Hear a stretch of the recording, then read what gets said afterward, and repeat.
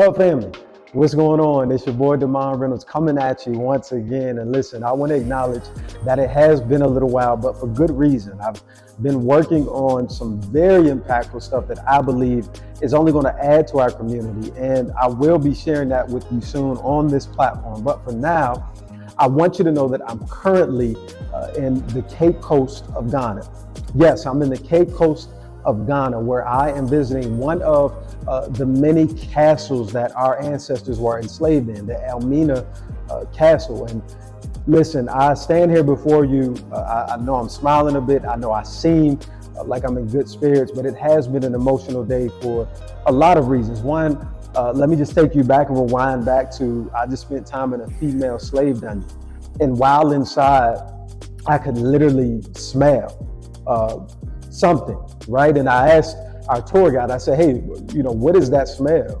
And they told me that many of course, our ancestors were all placed into these rooms. They were huddled in, and you would have maybe hundreds of them. And particularly in a female slave dungeon, I smelt just the authenticity of that experience. And so one of the things I wanted to be clear on is I asked, hey, how do you guys preserve this place? Is this still real? Are you guys replacing things?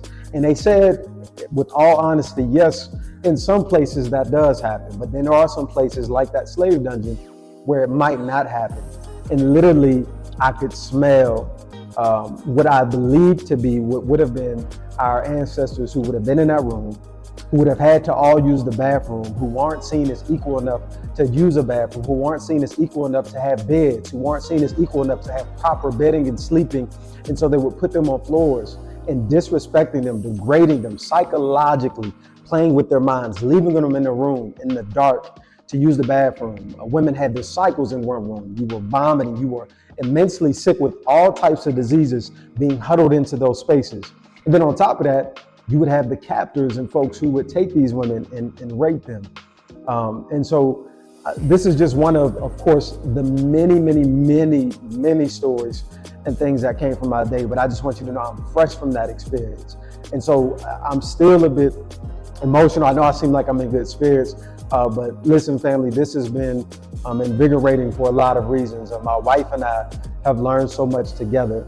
And I want you to be a part of this experience. Again, our history is so vital right now. If you go and check out the White House website, there's an executive order from last March that talks about the White House wanting to redact things from history.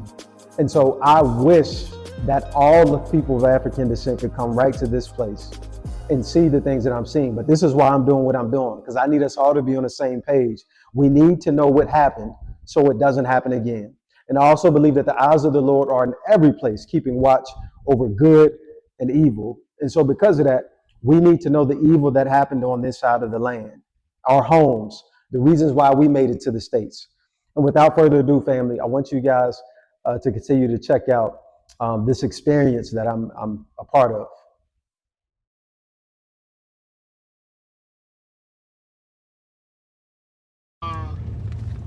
In fact, the first time I ever visited is kind of some emotional places to be. But this is the business I do. So there's no way, you know, that I like enjoying going there. But people want to go, I take them there. This is Elmina Castle, a place older than the transatlantic slave trade, and yet forever tied to it. From the outside, it's stone and sea, but on the inside, it's a memory, a wound, a witness. He said people without the knowledge of their past history, origin, and culture, it's like a tree without roots, unquote. And today, when you go to America, they are doing every effort that our history should not be taught in schools. If that is the case, then it is up to we the Africans to tell our own history. So I say you are welcome. And built in 1482 by the Portuguese, then taken by the Dutch, they called it a fortress. But beneath the chapel, beneath the cannons, were dungeons, cramped, cold, and silent. This was not just a building, it was a prison, a passage, a portal. Sodomites. Wow. So, they raped the man. Yes. pastors were sleeping with the men in the dungeons just to break them down. Yes. Men, women, children, all packed into darkness. No light, no names, no rest. Just chains, Put me in the mind. screams, Over here. and at times silence. These walls held thousands, but heard millions of prayers that never made it out. So the governor would stand there, called the governor balcony. So he gave orders. They forced all the women outside, parading in the courtyard. That was the only day these women would be allowed to see the sunlight for 3 months. To see the sunlight.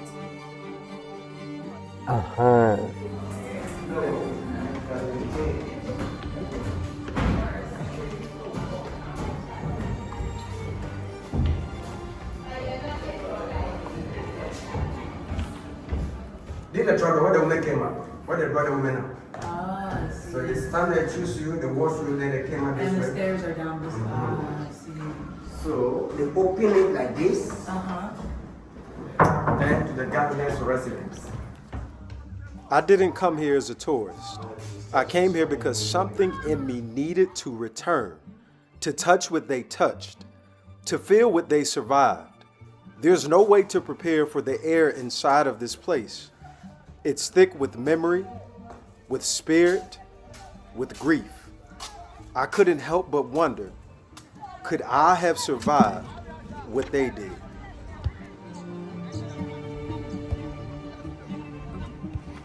Elmina is not just about what was lost. It's about what still lives in us. They tried to erase us, but we still remember. Take it. They tried to break us, but we return. I'm standing here today One step down. because they endured, and now we Now, rise. this way I am a Portuguese woman who wants to ask for forgiveness in the name of my ancestors to all African people who suffered the pain of slavery. I am sorry.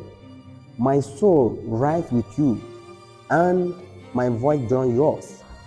Together we make memory and history today with a horizon for the future generations. This was she wrote.